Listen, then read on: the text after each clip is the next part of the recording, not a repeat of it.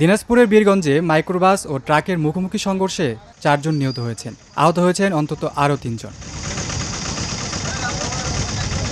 সোমবার সকালে দিনাজপুর ঠাকুরগাঁও মহাসড়কের বীরগঞ্জ উপজেলার বাবলু ফার্মের সামনে এই দুর্ঘটনা ঘটে। বৃষ্টি ভেজা রাস্তায় ঠাকুরগাঁও থেকে দিনাজপুরগামী একটি মাইক্রোবাসের সঙ্গে বিপরীত দিক থেকে আসা একটি ট্রাকের মুখোমুখি সংঘর্ষ হলে মাইক্রোবাসটি দুমড়ে মুচড়ে সড়কের পাশে খাদে পড়ে যায়। এতে ঘটনাস্থলেই নিহত হন মাইক্রোবাস চালক ঠাকুরগাঁও সদর উপজেলার মানিক হোসেন ও যাত্রী দেলোয়ার হোসেন। গুরুতর আহত অবস্থায় ৫ জনকে উদ্ধার করে হাসপাতালে নেওয়ার পথে মাইক্রোবাসের আরও একজন যাত্রী মারা যান। পরে হাসপাতালে চিকিৎসাধীন অবস্থায় মারা যান আরেকজন।